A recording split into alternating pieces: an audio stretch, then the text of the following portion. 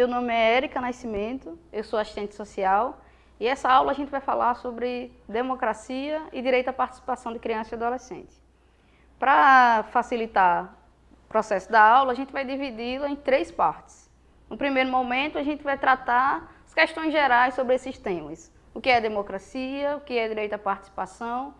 No segundo momento, a gente vai pensar e apresentar algumas consequências desejáveis dessa participação. E, por fim, alguns desafios.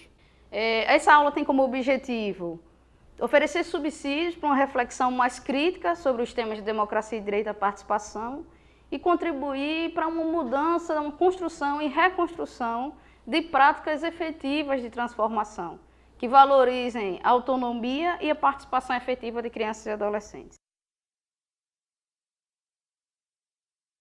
Para começar essa aula, a gente vai trazer a contribuição de um filósofo político chamado Norberto Bobbio. Norberto Bobbio vai trazer o conceito de democracia como um conjunto de regras e procedimentos para a formação e decisão coletiva em que está prevista e facilitada a participação mais ampla possível de todos os interessados.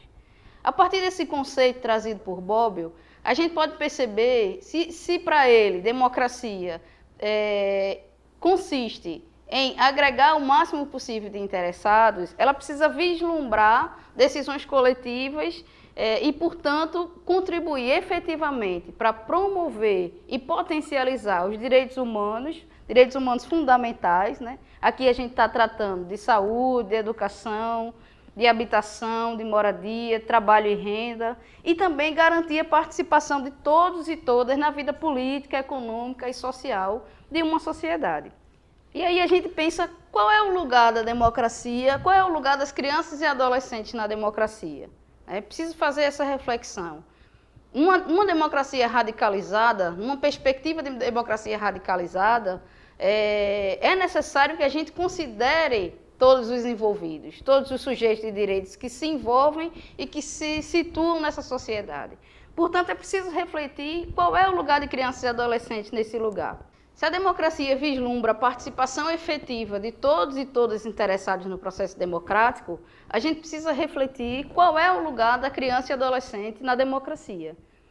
Para fazer essa reflexão, é preciso lembrar que, historicamente, crianças e adolescentes no Brasil foram excluídos dos processos democráticos, excluídos dos processos de participação política, né? Mesmo quando essas decisões e essa participação se referem ou se relacionam diretamente com algo que tem a ver com seus interesses. Assim, é preciso lembrar que, historicamente, crianças e adolescentes foi alvo de diferentes representações sociais, né? Essa ideia de infância se constituiu e se concretizou historicamente no Brasil, primeiro numa perspectiva como um objeto de proteção social, depois na perspectiva do controle da repressão, do disciplinamento, né? Portanto, para pensar uma democracia radicalizada, para pensar uma democracia que efetivamente se traduza na participação direta de crianças e adolescentes, a gente precisa efetivamente percebê-las como sujeitos de direito.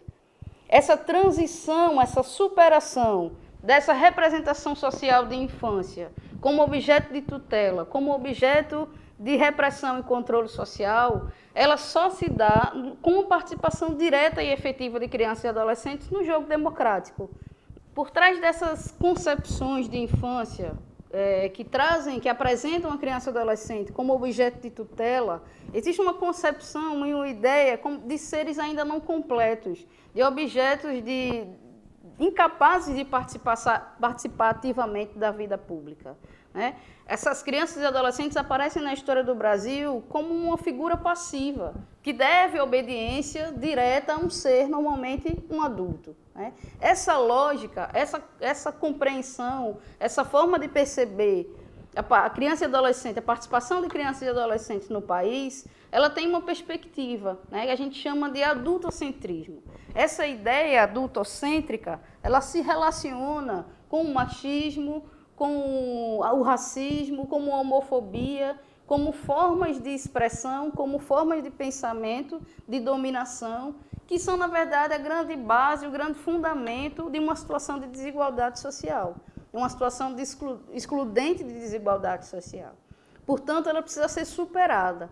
É aquela velha ideia de que criança não tem direito, de que criança não sabe o que diz e de que criança não pode participar das decisões e participar efetivamente, contribuindo para a reflexão sobre a sua vida, sobre aquilo que lhe diz respeito, né? Portanto, falar do direito à participação de criança e adolescente é refutar cotidianamente essa prática adultocêntrica, essa postura adultocêntrica que coloca o adulto como centro e exclusivo sujeito, né, na prática cotidiana de participação e de decisão política. Quando a gente está tratando de participação, a gente está tratando de participação em duas perspectivas. Primeiro, como um direito meio, né? É através da participação, ou a participação é vista como um instrumento para a garantia de outros direitos. Depois, como um direito fim, por ser ela mesma, pela participação proporcional, pleno exercício das faculdades humanas. Então, quando a gente está tratando do tema de participação, a gente está aqui querendo falar de partilha, né? A partilha no sentido de você fazer parte ou ser parte de algo, né? Então, a criança como parte de um conjunto de amigos, a criança como parte de uma sociedade, a criança como parte de uma escola, né? E também como ter parte, né? Ou seja, ela ser sujeito daquilo que se traduz como resultado e consequência das escolhas e decisões daquele conjunto da sociedade, né? Que normalmente são decididos e escolhidos a fim de vislumbrar uma melhor perspectiva de vida, qualidade de vida. Então, ela é parte no sentido de que ela está presente e, portanto, ela tem direito à voz ativa na participação, na decisão de escolhas e do que é melhor para aquele grupo, para aquele coletivo, e ela se faz parte ou tem uma parte com as consequências e com os resultados dessas escolhas e dessas decisões. Quando a gente vai tratar o direito à participação de crianças e adolescentes a partir do marco legal, a gente tem basicamente duas perspectivas, né? Ou dois instrumentos jurídicos que asseguram o direito à participação de crianças e adolescentes. O primeiro é o artigo 12 da Convenção sobre o Direito das Crianças, que diz que os Estados partes assegurarão à criança que for capaz de formar seus próprios pontos de vista o direito de exprimir suas opiniões livremente sobre todas as matérias atinentes à criança, levando-se devidamente em conta essas opiniões em função da idade e maturidade da criança. E depois a gente tem o Estatuto da Criança e Adolescente, que em seu artigo 16 assegura que o direito à liberdade compreende o direito de opinião e expressão, o direito de participação da vida familiar comunitária sem discriminação e o direito a participar da vida política na forma da lei. Agora nós vamos tratar da segunda parte, que são algumas consequências desejáveis para a participação de crianças e adolescentes. É importante perceber que a participação de crianças e adolescentes, ela se apresenta algumas consequências bastante desejáveis para a consolidação da democracia. Primeiro, ela gera mecanismos de escuta e de debate sobre percepções, opiniões e ideias de crianças e adolescentes que não costumam se dar no conjunto da nossa sociedade.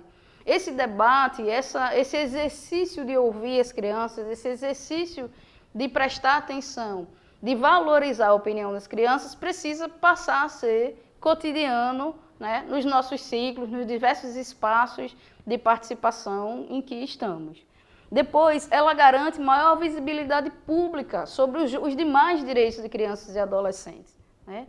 A partir do momento que a gente tem os próprios sujeitos de direitos falando sobre o que querem, né, o que pensam, as suas opiniões, os seus desejos, a gente tem também maior valorização e fortalecimento da perspectiva de garantia dos demais direitos.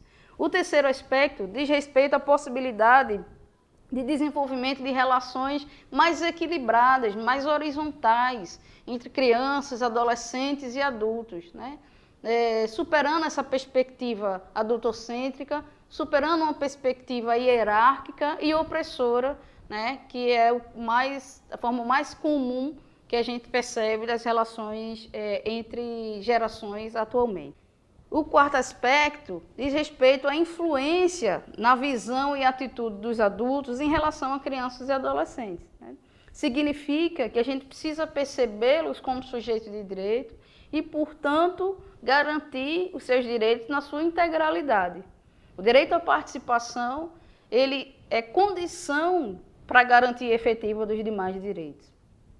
Depois, contribui para o desenvolvimento da capacidade da criança e adolescente em decidir, influenciar e intervir nas coisas que dizem respeito à sua própria vida, não é? Significa maior autonomia e maior capacidade crítica de reflexão. E, por fim, estimula a criança e o adolescente a aprender e assumir responsabilidades a partir da compatibilidade com sua faixa etária. Esse é outro aspecto pelo qual a participação direta de crianças e adolescentes na vida política é uma consequência desejável.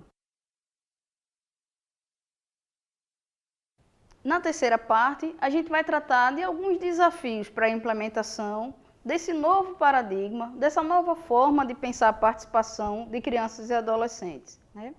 Para começar, é preciso construir novos canais, novos espaços de participação. Aqui a gente não está falando de inserir crianças e adolescentes nos espaços já consolidados, né? Formatados para adultos, construídos por adultos. A gente está tratando de uma nova construção ou de espaços próprios. A gente está tratando de uma nova construção com espaços próprios adequados para esses sujeitos sociais. Esse é um processo que diz respeito também à consolidação e o fortalecimento da nossa democracia. Já não nos basta mais uma democracia representativa, né?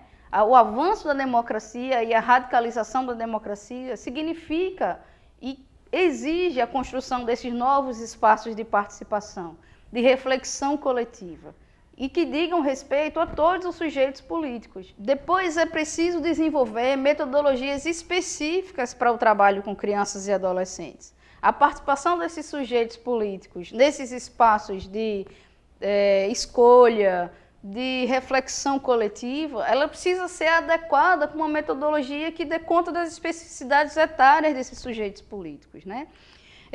É outro desafio assegurar que esse trabalho seja em nome das crianças e adolescentes e que, portanto, eles não lhes causem impossibilidade nenhuma, algum dano, né? A concepção, a construção, a facilitação de espaços, de metodologias e de oportunidades específicas para que crianças e adolescentes participem efetivamente das decisões, das escolhas da vida política brasileira, significa apoiá-las e valorizá-las na sua integralidade.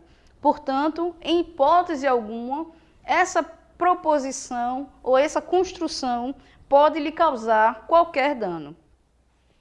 Um outro desafio é que precisamos cuidar da sensibilidade ao interpretar as emoções, as falas, as reflexões feitas por crianças e adolescentes. Muitas vezes, o processo cognitivo, o processo de reflexão é muito diferente da forma como nós, adultos, pensamos e refletimos e compreendemos as questões.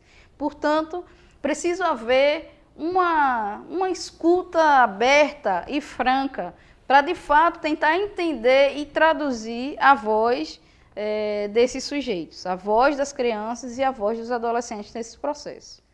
É preciso atentar para não expor as crianças e os adolescentes a qualquer situação vexatória, qualquer situação de humilhação, né, ou de vulnerabilidade durante os processos educativos e os processos participatórios. As crianças precisam fazê-lo de forma absolutamente voluntária, né? Desejada e jamais de alguma forma forçada ou coagida. Para isso, é preciso garantir que haja um ambiente amigável para que as crianças e adolescentes se sintam acolhidas, experimentem situações de segurança e de encorajamento para a sua participação, né? Também considerar a importância lúdica. Essa dimensão precisa estar sempre presente no trabalho com crianças e adolescentes. Formas que possibilitem trocas, formas que possibilitem experiências diversas, formas que possibilitem brincadeiras e diversões, também é uma maneira muito eficiente e desejável de contribuir, de fortalecer a possibilidade de que crianças e adolescentes cada vez mais contribuam de forma efetiva para a participação da vida democrática, da vida social brasileira. E, por fim, sistematizar os resultados dessas experiências, e sistematizando, fazendo isso junto com os sujeitos participantes do processo. Crianças e adolescentes precisam refletir sobre suas próprias práticas, avaliar suas próprias práticas e construir juntos esse processo de sistematização. Esses são alguns desafios que se colocam para a nossa sociedade, que se colocam para os sujeitos e os atores do sistema de garantia de direitos, para que a gente comece efetivamente a transformar essa prática, para que a gente comece a mudar essa concepção, para que a gente comece a superar a perspectiva adultocêntrica que está no nosso cotidiano, que está no nosso dia a dia, que está na forma de pensar naturalizada de que nós adultos sabemos o que é melhor para as crianças, de que nós adultos temos muito mais condições de dizer o que é bom, o que é ruim, o que é válido ou não, e, de fato, passarmos a entender crianças e adolescentes como sujeitos de direitos, como agentes efetivos de mudança na sociedade. Somente a partir da superação desses desafios que a gente avança numa horizontalização do poder, numa condição mais democrática, com uma democracia de fato radicalizada nesse país. Bom, chegamos ao final da aula. A gente espera que ela tenha contribuído para uma reflexão e aprofundamento desse tema, um tema tão caro para a nossa sociedade atualmente. Nós gostaríamos de convidá-los e convidá-las a observar o material bibliográfico que vai estar junto com esse vídeo e esperando que avancemos juntos e juntas na consolidação de uma sociedade verdadeiramente democrática e mais participativa.